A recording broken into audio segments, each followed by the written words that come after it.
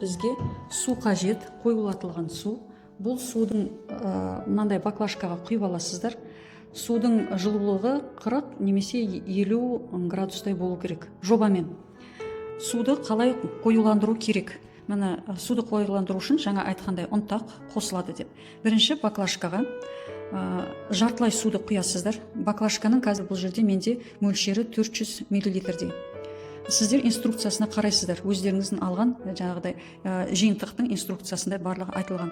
Осы суға мына жаңағы ұнтақты мына қасықпен аламын. Міне мен жаңа ұнтақты алдым қасықпен.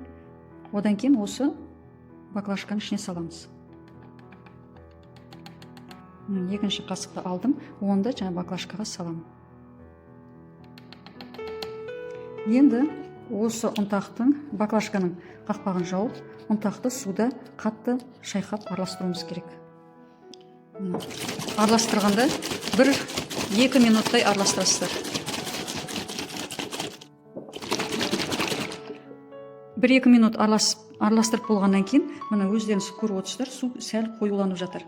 Енді осы баклажкаға суды толықтай толтырып құямыз, мына деңгейге жеткіземіз. Мына өздеріңіз көріп тұрғандарыңыздай суды мен толтырып құйдым. Толтырып құйғаннан кейін тағы да араластырасыздар. 1-2 минуттай араластырасыздар. Енді мына ішіндегі ұнтақ толықтай суға сіңіп кету үшін, араласып кету үшін 8-9 сағаттай тұрған жақсы. Мүмкіндік болса, түнге қарай қалдырсаңыздар, азында мына суды қолдана беруге болады. Мына өздеріңіз көріп тұрғандардай араластырған кезде ішінде мына ұнтақ толықтай араласпайды бірденен.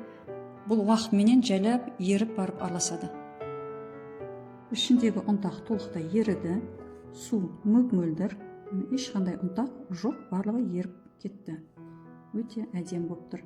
Енді эбро өнерін, демек суға сурет салу өнерін орындау үшін біздің арнайы қоюлатылған суымыз қолданысқа дайын. Эброға арналған арнайы суды лотокқа құямыз.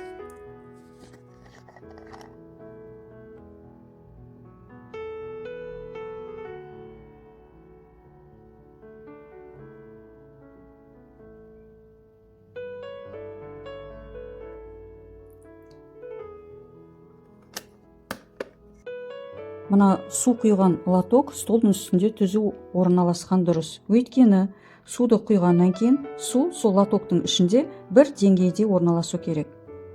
Ал су құйылғаннан кейін 1-2 минут тынышталдырылған дұрыс. Судың беті дірілдемей, шайқалмай тұрғаны жөн.